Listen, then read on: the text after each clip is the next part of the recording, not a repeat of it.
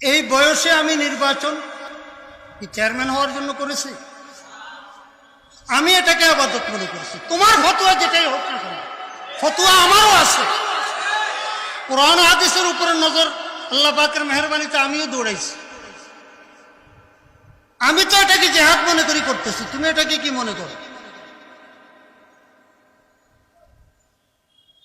এবার আমার দলিল এটাকে জিহাদ কেন মনে করছি? আফজালুল জিহাদে কালেমাতু হাক্কিন ইনদা সুলতানিন জায়ের। প্যারা রাসূল সাল্লাল্লাহু আলাইহি সাল্লাম কি বলছেন? সর্বোত্তম জিহাদ যেই সরকার শরীয়ী নিজাম মতো চলে না, জুলুম নির্যাতন করে, সুলতানিন জায়ের, ওই সরকার সরকারি পদ্ধতি, ওই আমলাতন্ত্রের বিরুদ্ধে, আমলাদের বিরুদ্ধে, ঘুষ দুর্নীতির বিরুদ্ধে কথা বলাটা এটা সর্বোত্তম জিহাদ আমার প্যারা রাসূল বলেছে।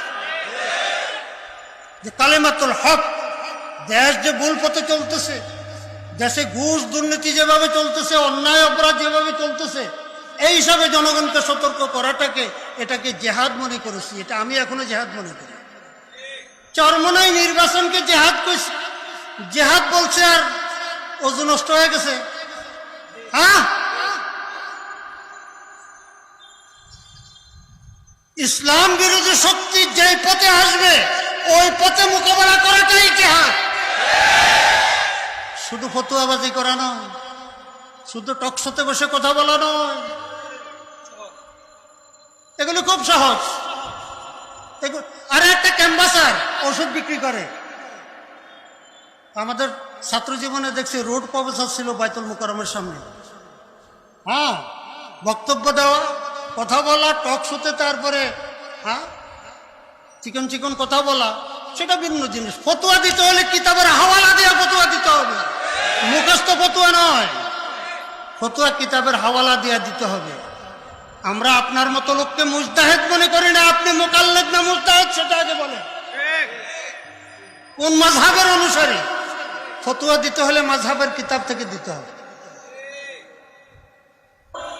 যে তাকওয়ার ভিত্তিতে সবচাইতে গুরুত্বপূর্ণ ব্যক্তির নাম একজনে প্রস্তাব করবে, বাকিরা সেটাকে মেনে নিবে। যেমন হযরত ওমর রাদিয়াল্লাহু তাআলা আনহু, হযরত সিদ্দিক আকবর রাদিয়াল্লাহু তাআলা আনহুর নাম প্রস্তাব করলেন, নিজে বায়াত, সবাই সেটাকে মেনে নিছে। আরেকটা পদ্ধতি হলো যে আমির নিজে খলিফা নিযুক্ত করে যাবেন। আরেকটা পদ্ধতি হলো আহলে হাল্লুল আকদ, গুরুত্বপূর্ণ কয়েকজন উপরে দায়িত্ব দেওয়া যাবে, তারা খলিফা নিযুক্ত করবে। চাই তারা নিজেরাই করুক অথবা জনগণের মতামত নিয়ে করুক। তো বাস্তবে জনসাধারণের মতামত নিয়ে তারপরে কি করছে? আমাদের দেশে যে প্রচলিত গণতন্ত্র, ইসলাম এটাকে সমর্থন করে না। যে একজন বিজ্ঞ আলেম, একজন বুজুর্গ আলেম, একজন শিক্ষিত লোক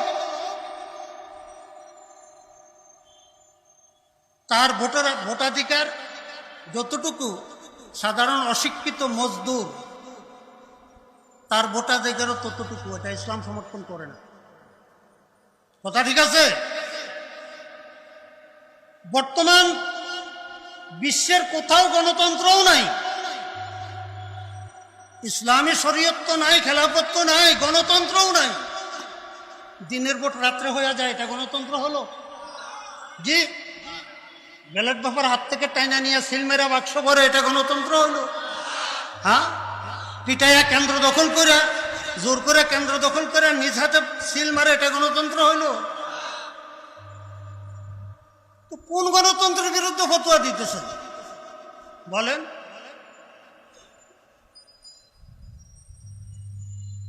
আমরা এটা কেন করি?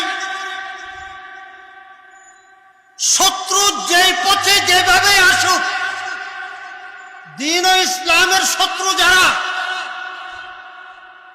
ইসলামী আইনের শত্রু যারা, ইসলামী আইনের বিপক্ষে যারা, তাদের মোকাবেলা আমরা করব, তারা যেই পদ্ধতি নিয়েই আসুক না। খালি ময়দান আর খালি মাঠ আমরা তাদেরকে ছেড়ে দিতে পারি না। আমি জিজ্ঞাসা করতে চাই, যারা ফতোয়া দেন তারা খেলাফত বাস্তবায়ন করার জন্য কি পদ্ধতি গ্রহণ করতেন দেখান। শুধু কেবল ফতোয়া দিয়ে বাড়াবেন, কিছু করবেন না, তাহলে আপনার এই ফতোয়া কার পক্ষে যাবে? উলামায়ে কেরামের বিরুদ্ধে ফতোয়া দিবেন, ইসলামী আন্দোলনের বিরুদ্ধে ফতোয়া দিবেন, ইসলামী রাজনীতির বিরুদ্ধে ফতোয়া দিবেন। আপনার ফতোয়ার রেজাল্ট কার পক্ষে যাবে? ইসলাম বিরোধী শক্তির পক্ষে যাবে। আমি কাউকে দালাল বলবো না, কারণ যার সম্পর্কে আমার জানা নাই, যার অন্তরের খবর আমার জানা নাই, জানে আল্লাহ পাক। আমি দালাল বলবো না, কিন্তু আমি জিজ্ঞাসা করতে চাই, আপনার এই ফতোয়ার রেজাল্ট কার পক্ষে যাবে? তাহলে এবার আসেন,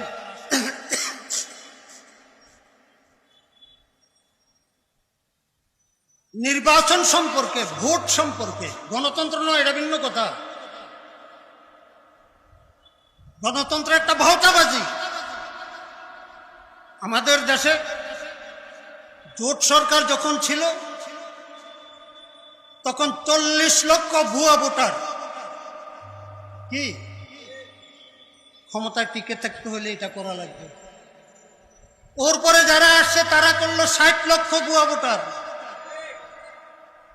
ওর পরবর্তীতে যারা আসলো তারা কয় যে না, স্বচ্ছ ব্যালট বক্স স্বচ্ছ লাগবে, ছবিযুক্ত ভোটার আইডি লাগবে। আরে বক্সটা তো স্বচ্ছ, অন্তরটা স্বচ্ছ আছে কি? সবকিছু স্বচ্ছ হওয়ার পরও কি হইতেছে দেখতেছি। কাজে এগুলো শরীয়ত সমর্থন করে না।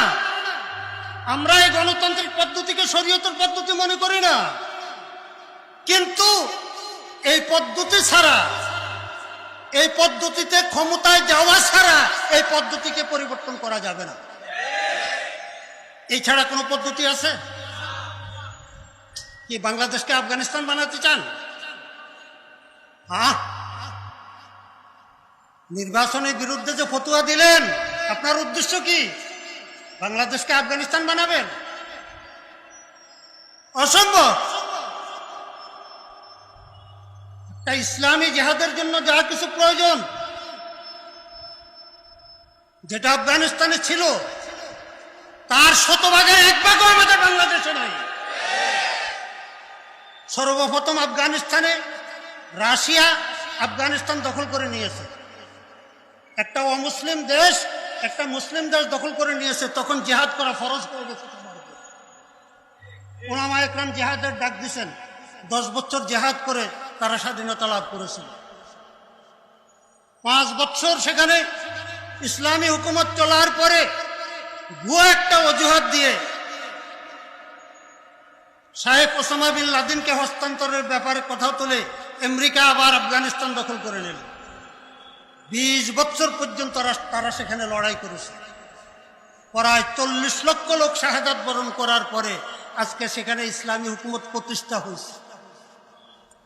কিন্তু ইসলামী হুকুমত প্রতিষ্ঠা হয়েছে, আজ পর্যন্ত বিশ্বের কোনো একটা দেশ স্বীকৃতি দিতে পারে নাই। ইসলামকে কত ভয় পায়। যাক, এটা দরকার নেই আমাদের বাংলাদেশে আলহামদুলিল্লাহ যে আমি কথা বলতেছি, আমার এই কথা বলাতে সরকারি পক্ষে কোনো বাধা আছে? সুতরাং এখানে জিহাদের ফতোয়া চলবে না। আপনার কার বিরুদ্ধে জিহাদ করবে? এখানে সরকার ইসলাম বিরোধী নয়।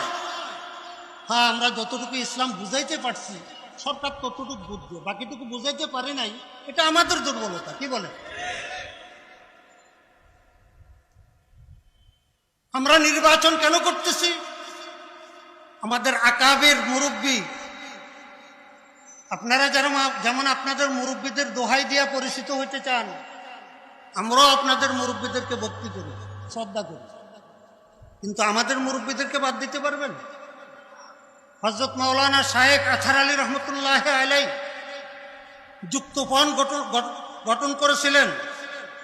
শেরে বাংলায় কে ফজলুল হকের নেতৃত্বে কৃষক শ্রমিক লীগ, মাওলানা ভাসানী সাহেবের নেতৃত্বে তৎকালীন আওয়ামী লীগকে নিয়ে নিজামে ইসলাম সহ যুক্তফ্রন্ট গঠন করে নির্বাচন করে তিনি সংসদ সদস্য নির্বাচিত হয়েছিলেন। 36টি আসনে প্রাদেশিক পরিষদে এবং আমার পুরা সংখ্যা জানা নাই, সম্ভবত 10-12টি জাতীয় পরিষদ আসনে জাতীয় সংসদ নির্বাচনে নিজামে ইসলাম বিজয় হয়েছিল। চৌধুরী মোহাম্মদ আলীর নেতৃত্বে সরকারও গঠন হয়েছিল। ওই সময় আপনাদের পূর্বপুরুষরা ছিল, ফতুয়া দেন নাই কেন গণতন্ত্রের বিরুদ্ধে? আপনি ছিলেন না, আপনার পূর্বপুরুষরা ছিল, ফতুয়া আসে নাই কেন গণতন্ত্রের বিরুদ্ধে? এরপরে নিজামে ইসলাম, খেলাফত মজলিস, ইসলামী ঐক্য জোট সহ আরো অনেক ইসলামী দল নির্বাচন করেছে, ওলামা একরাম নির্বাচন করেছেন, সংসদ সদস্য নির্বাচিত হয়েছেন। হ্যাঁ, সিলেটের মোল্লা আব্দুল হক সাহেব, মরহুম মোল্লা ফজলুল হক আমিনী সাহেব, মুফতি শহীদুল ইসলাম সাহেব, আরো অনেক ওলামা একরাম নির্বাচিত হয়েছেন, নির্বাচন করেছেন। তখন কোথায় ছিলেন? ফতোয়া কেন দিলেন না নির্বাচন? এখন চরমনায়ের ইসলামী আন্দোলন একটু শক্তিশালী হয়েছে। বাবারে বাবা, হ্যাঁ, 300টি আসনে একাই নির্বাচন করে। ফতুয়া একটা বিরুদ্ধে লাগাইয়া দিলে তো মোটামুটি মার্কেটে চলবে নাকি?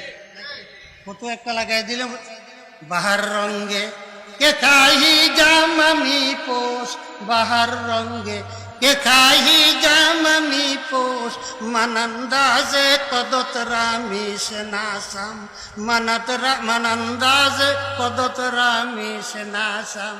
ফতুয়া কোনটা কোন ঢঙ্গে কি জন্য দেওয়া হয়, এটা ফতুয়ার ভাব দেখেই আমরা আন্দাজ করতে পারি। হযরত হাফিজি হুজুর রহমতুল্লাহ আলাইহি কি বলেন? ওনার বেলায়েত বুজুর্গি সম্পর্কে সন্দেহ আছে কারো? হ্যাঁ, কিন্তু আজকাল বক্তারা নতুন নতুন কিছু কারামত বয়ান করে। এই কারামত বয়ান করে নিজে একটু বড় হইবার চায়, যে আমি এত বছর হুজুরের সাথে ছিলাম, হুজুরের এই কারামত বর্ণনাওয়ালাদেরকে আমি বলতেছি, আপনার কারামত তো আমার সামনে আসবেন, কারণ আমি ছাত্র জীবন থেকে কর্মজীবন পর্যন্ত হযরত হাফিজ হুজুর রহমতুল্লাহ আলাইহির সাথে ছায়ার মতো ছিলাম। আজীব আজীব কারামত। আল্লাহ। তো এক কারামত বয়ান করছে, সোয়ারিঘাট থেকে খোলামুড়া লঞ্চে যাইতে বলে 2 ঘন্টা লাগে। হাফিজ হুজুর রহমতুল্লাহ আলাইহি এই সোয়ারিঘাট থেকে খোলামুড়া লঞ্চে যাবে কি লেগে, লঞ্চের সাথে বসে বসে তেলাওয়াত করতেছে, মেঘ এসে ছায়া করছে। ঘটনা এরকম একটা ঘটছে, সেটা তো খোলামুড়ার না। হযরত চট্টগ্রাম থেকে সন্দ্বীপ আসতেছিলেন, আমার ভাইরাজি জামাই হাফেজ খালেদ ছিল সাথে, ওই স্টিমারের সাথে বসে তেলাওয়াত করতেছিল। এটা ওই ঘটনা। যাই হোক, আরেক কারামত বর্ণনা করছে যে কামরাঙ্গীচর মাদ্রাসায় বোর্ডিংয়ে খাবার ছিল না, হুজুরের পকেট থেকে 20 টাকা বাইর করে দিছে, ম্যানেজার থেকে 50 টাকা লয়া কইছে মুড়ি খাওয়াইয়া দিতে, মসজিদে গিয়া দোয়া করছে। একটা গরু আবার একটা খাসি, ওটার ফটুয়া দিয়া দিছে আসছে, আর 400 মণ চাউল 2 নৌকা। তো ছাত্র জীবনে 73 সন থেকে আমি কামরাঙ্গীচর মাদ্রাসা। এই ঘটনাটা কখন কোন সময়? তো আমি অনুরোধ করব, বলেন তাহকিক করে ঘটনা যেটা সঠিক বলেন। আপনার এই কারামত বর্ণনা করে হযরত হাফিজ হুজুর রহমতুল্লাহ আলাইহির বুজুর্গে সাবিত করা লাগবে না। হযরত হাফিজ হুজুর রহমতুল্লাহ আলাইহির কারামত বর্ণনার জন্য একটাই যথেষ্ট, যে ওনাকে কখনো ছাত্র জীবনে কর্মজীবনে 2টা ঠোঁট একাত্রে চুপ করে লাগাইয়া আসেন, এটা দেখি নাই। সবসময় জিকির অথবা তালাওয়াত, সবসময় জিকির, এবং মাগরিবের পরে আওয়াবিনের ভিতরে 1.5 থেকে 2 পারা তেলাওয়াত করতেন। আল ইস্তিকামাতু ফাওকাল কিরামা। হ্যাঁ, যাক, এই প্রসঙ্গে কথা বললাম। তো জরুরি বিষয় যেটা আলোচনা প্রয়োজন মনে করতেছিলাম, যে সেটা হলো হযরত হাফিজ হুজুর রহমতুল্লাহ আলাইহি নির্বাচন করেন নাই। কি বলছেন? যে এই হাতে ভোট দিয়েছি, অন্যায়ের পক্ষে, ন্যায়ের বিপক্ষে, ইসলামের বিপক্ষে। তো ইসলামের পক্ষে ভোট দিয়ে আমি তওবা করব, তওবার রাজনীতি। হযরত হাফিজ হুজুর রহমতুল্লাহ আলাইহি, হযরত মুফতি শফি সাহেব রহমতুল্লাহ আলাইহি বলেছেন, আপনি আর কত বড় মুফতি হয়ে গেছেন। হ্যাঁ, মুফতি শফি সাহেব রহমতুল্লাহ আলাইহি দারুল উলুম দেওবন্দের মুফতি আজম ছিলেন। পূর্ব পাকিস্তান, পশ্চিম পাকিস্তান, তৎকালীন পাকিস্তানের মুফতি আজম ছিলেন। ইনি ভোট সম্পর্কে বলছেন, ভোট শাহাদাত। শাহাদাত শব্দের অর্থ কি? সাক্ষী। আমি যাকে ভোট দিলাম তার পক্ষে সাক্ষী দিলাম, এই লোকটা খোদা ভীরু, এই লোকটা অন্যায় করবে না, এই লোকটা জনগণের হক নষ্ট করবে না, সাক্ষী দিলাম, শাহাদাত। আরেকটা অর্থ, ভোটের আরেকটা অর্থ হলো ওকালাত। শাহাদাত, তারপরে ওকালাত। আমি তো কিছু করতে পারবো না, আমার পক্ষ থেকে তাকে উকিল বানাইলাম।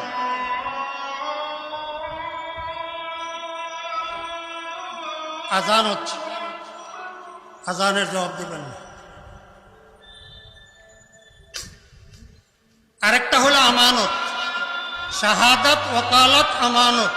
হযরত মুফতি শফি সাহেব রহমতুল্লাহ আলাইহি। আচ্ছা, আমি যে বিষয়টা নিয়ে আলোচনা করতেছিলাম এটা একটু সমাধানের পথে আসে। আমি আজকে জরুরি কোনো ওয়াজ নসিহতের বিষয় করলাম যে এই বিষয়টা সমাধান হওয়া দরকার, এটা প্রয়োজন মনে করে আমি কথাটা বলেছি। বলতেছিলাম যে হযরত হাফিজ হুজুর রহমতুল্লাহ আলাইহি কি বলছেন, তওবার রাজনীতি।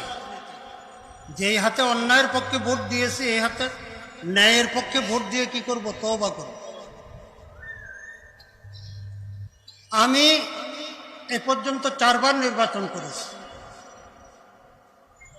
2008 সালে জাতীয় সংসদ নির্বাচন, 2011 সালে ইউনিয়ন পরিষদ নির্বাচন করেছি। 2011 সালে আমি নির্বাচিত হই নাই। আবার 2016 সালে নির্বাচন করে চেয়ারম্যান নির্বাচিত হয়েছি।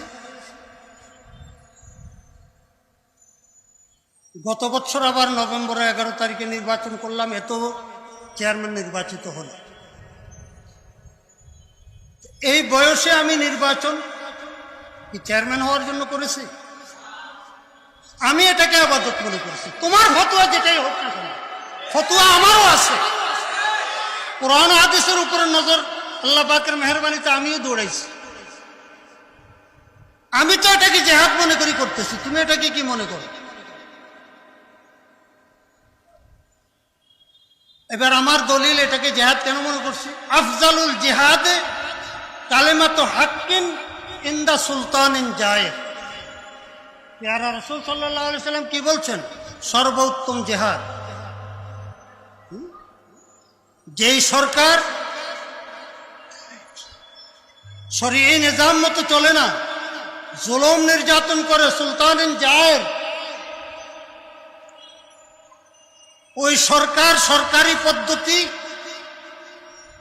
ওই আমলাতন্ত্রের বিরুদ্ধে, আমলাদের বিরুদ্ধে, ঘুষ দুর্নীতির বিরুদ্ধে কথা বলাটা এটা সর্বোত্তম জিহাদ আমার প্যারা রাসূল বলেছে। ওয়াজ মাহফিলে 2-4-5 মিনিট রাজনৈতিক বিষয় আলোচনা করলে বলা হয় যে হুজুরকে দাওয়াত দিছি ওয়াজ করার জন্য, হুজুর রাজনীতি করে। এই জন্য আমি জাতীয় সংসদ নির্বাচন করেছি, তখন তো কোটি কোটি টাকার খেলা। 2008 সালে যে আমি নির্বাচন করেছি, আমি নিজে সাইকেলে, আমরা আমার সাথে আরেকজন লোক পেয়েছি, 2 জন, নিজ হাতে পোস্টার লাগাইছি, মাইক নিজ হাতে বান্ধে নিজেরা বক্তব্য রাখছি কি যে কালেমাতুল হক। দেশ যে ভুল পথে চলতেছে, দেশে ঘুষ দুর্নীতি যেভাবে চলতেছে, অন্যায় অপরাধ যেভাবে চলতেছে, এই হিসাবে জনগণকে সতর্ক করাটাকে এটাকে জেহাদ মনে করেছি। এটা আমি এখনো জেহাদ মনে করি। চরমনাই নির্বাচনকে জেহাদ কইছি, জেহাদ বলছে আর ওজু নষ্ট হয়ে গেছে। হ্যাঁ, ইসলাম বিরোধী শক্তি যেই পথে আসবে ওই পথে মোকাবেলা করাটাই জেহাদ। শুধু ফতোয়াবাজি করা নয়, শুধু টকশোতে বসে কথা বলা নয়, এগুলো খুব সহজ। আরে একটা ক্যাম্বাসার ওষুধ বিক্রি করে, আমাদের ছাত্র জীবনে দেখছি রোড প্রফেসর ছিল বাইতুল মুকাররমের সামনে। হ্যাঁ, বক্তব্য দেওয়া, কথা বলা, টক শোতে, তারপরে হ্যাঁ চিকন চিকন কথা বলা, সেটা ভিন্ন জিনিস। ফতুয়া দিতে হলে কিতাবের হাওয়ালা দিয়ে ফতুয়া দিতে হবে, মুখস্থ ফতুয়া নয়। ফতুয়া কিতাবের হাওয়ালা দিয়ে দিতে হবে। আমরা আপনার মতো লোককে মুজতাহিদ মনে করি না। আপনি মুকাল্লিদ না মুজতাহিদ সেটা আগে বলেন। কোন মাযহাবের অনুসারী? ফতুয়া দিতে হলে মাযহাবের কিতাব থেকে দিতে হবে। আমি অনুরোধ করব, ভুল সংশোধন, ভুল মানুষ মাত্র হইয়া থাকে। ওই যে বললাম না, দাড়ি নিচে দিয়ে না কেটে উপর দিয়ে কাটছি। যদি ভুল বুঝে এসে থাকে ফতুয়া থেকে রুজু করেন।